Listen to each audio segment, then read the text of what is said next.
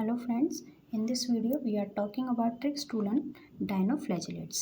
तो देखो इसमें ये जो डायनोफ्लैजेलेट्स है इसको मैंने दो पार्ट्स में डिवाइड कर दिया है, एक ये डायन और एक ये फ्लैजेलेट्स।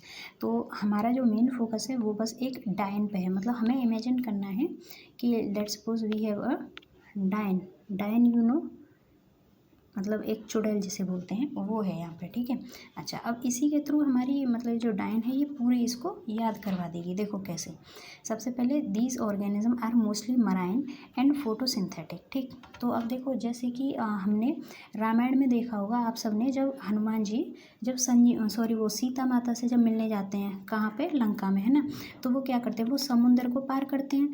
तो लेट्स सपोज ये हो गए हनुमान जी, और ये जब पार करते हैं तो इनको यहाँ पे क्या मिलती है, इनको यहाँ पे डायन मिलती है ना। जो रामानंद सागर जी वाली जो रामायण है उसमें हमें बहुत अच्छे से देखने को मिलता है।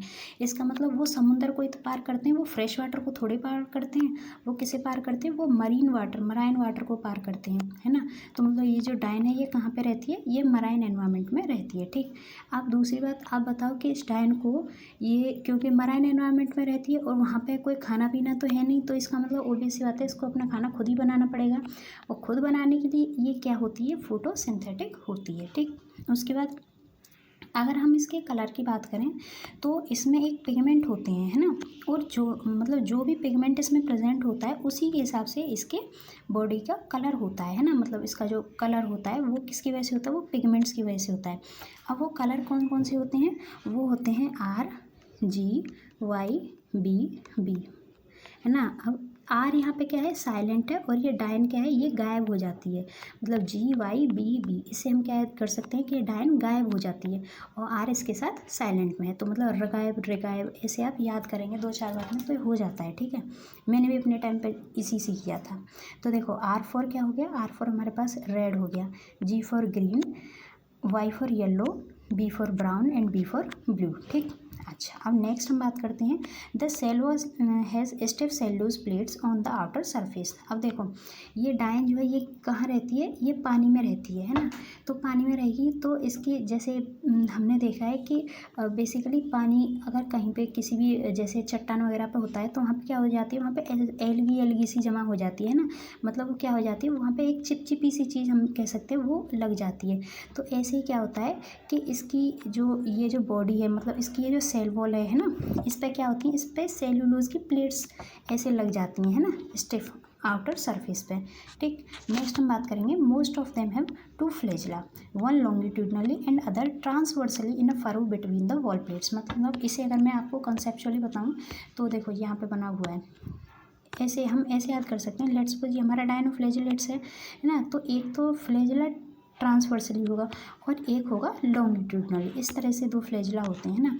अब इसको अगर हम डायन से रिप्रेजेंट करें तो देखो ये डायन के जो ये हाथ है एक तो ऐसे होगा एक ऐसे होगा, ठीक। मतलब डायन के दो हाथ होते हैं, एक लॉन्गिट्यूड और एक ट्रांसवर्स, ठीक है। दो फ्लैजिला हो गए। अच्छा, अब उसके बाद very often the red dinoflagellates, जिसका क्या नाम है Gonyaulax, undergo such rapid multiplication that they make appear that they make the sea appear red, और इसे हम बोलते हैं रेड टाइड्स। देखो अब ऐसे सपोज करो, मान लो जैसे कि ये डायन है ना, अगर ये किसी को मार के खा लेगी तो वैसी बात है समुद्र में क्या होगा, उसका खून फैल जाएगा। तो मतलब क्या हो जाएगा, रेड रेड सा हमें समुद्र देखने को मिल जाएगा। तो अगर क्वेश्चन आता है कि रेड टाइड्स हमें किसकी वजह से देखने को मिलती हैं, तो हम क्या बोलेंगे, डायन की वजह से, है ना। अब ये नाम जो है ये आपको फिर याद कर लेंगे, धीरे धीरे हो जाएगा, वैसे इतना कोई वो नहीं है ना। उसके बाद अगर हम देखें next, toxins released by such large numbers may even kill other marine animals such as fishes. और जब ये डायन जब जहर फैलाएगी, जब ये अपना जहर फैलाती है, तो जैसे कि ये डायन है अब ये खुद समुद्र में रह रही है तो इसने जहर फैला दिया, तो ये जहर क्या होगा, ये समुद्र में फैल जाएगा, है ना। मतलब इसके आसपास के एरिया में तो फैल ही जाएगा, तो वहाँ पे और भी जो फिशेस वगैरह हैं वो क्या होंगी, वो मर जाएंगी, ठीक है। अच्छा, अब नेक्स्ट हम बात करेंगे यूग्लिनॉइड्स की। अच्छा, अब इनको मैंने ऐसे याद किया है कि यू मीन्स क्या होता है, यू मीन्स गुड, है ना। मतलब गुड को हम यू से हम कह सकते हैं, हम डिनोट कर सकते हैं, है ना। अच्छा, तो ये यूग्लिनॉइड्स कैसे हैं, इनको हम ऐसे मतलब ऐसे अच्छे साफ़ सुथरे से लोग हो सकते हैं, होते हैं, उनकी तरह से हमने इनको ट्रीट किया है। मतलब यू से गुड आपको याद आ जाएगा, और गुड के बाद आप किसी एक जेंटल साफ़ सुथरे लोग को आप कंसिडर कर सकते हैं। ठीक, तो इनकी अगर हम बात करें तो देखो majority of them are fresh water organism found in stagnant water. पहली बात तो ये एकदम बिल्कुल फ्रेश वाटर में रहते हैं, है ना। जैसे कि अच्छे जो हम कह सकते हैं जो हाइजीनिक जो लोग होते हैं वो क्या करते हैं, वो फ्रेश वाटर का ही तो यूज़ करते हैं। ऐसे ये लोग क्या होते हैं, ये यूग्लिनॉइड्स ये फ्रेश वाटर ऑर्गेनिज्म होते हैं। दूसरी बात, इनको ज़्यादा भीड़ भाड़ है ना, और ज़्यादा मतलब हम कह सकते हैं ज़्यादा इनको मतलब ज़्यादा ऐसे ट्रैफिक वगैरह है ना, ज़्यादा दौड़ना वो भाग दौड़ सी इनको पसंद नहीं है। इसलिए ये कैसे वाटर में रहते हैं, एकदम शांत स्थिर स्टेगनेंट, जैसे साधु महात्मा नहीं होते हैं, है ना, वो एकदम शांत अवस्था में रहते हैं। ऐसे ये अच्छे लोग यू मीन्स गुड,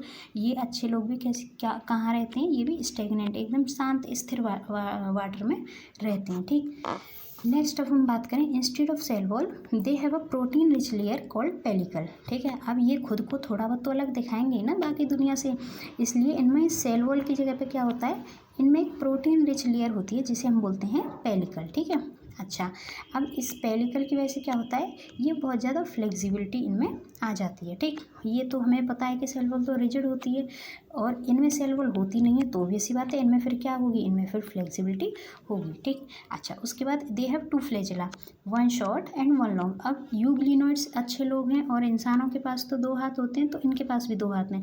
अब ये हमसे भी एक कदम आगे निकले, इन्होंने एक हाथ तो छोटा रखा और एक हाथ इन्होंने अपना लंबा कर लिया, मतलब 1 शॉर्ट एंड 1 लॉन्ग, 2 फ्लैजेला। ठीक, अच्छा, अब दो they are photosynthetic in presence of sunlight, when deprived of sunlight they behaves like heterotrophs by predating on other smaller organism। मतलब देखो ये होते तो फोटोसिंथेटिक हैं, बट अगर लाइट ना मिली है ना, तो फिर ये क्या करते हैं, ये फिर हेट्रोट्रॉफ्स की तरह ये बिहेव करने लग जाते हैं। ठीक है, और ये कैसे, मतलब हेट्रोट्रॉफ क्या होता है, ओबीसी बात है, जो किसी दूसरे पे डिपेंड हो।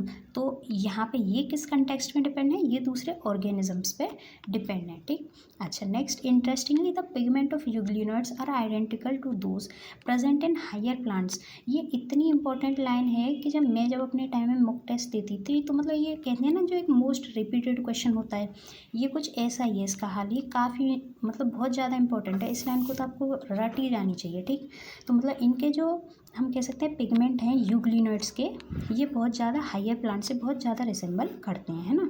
और इसका एग्जाम्पल भी कोई ज़्यादा याद नहीं करना, क्यों, क्योंकि euglenoids and euglena almost same ही नाम है। ठीक, चलिए अब नेक्स्ट में हम स्लाइम मोल्ड्स और प्रोटोजोन्स को देखेंगे। Thank you.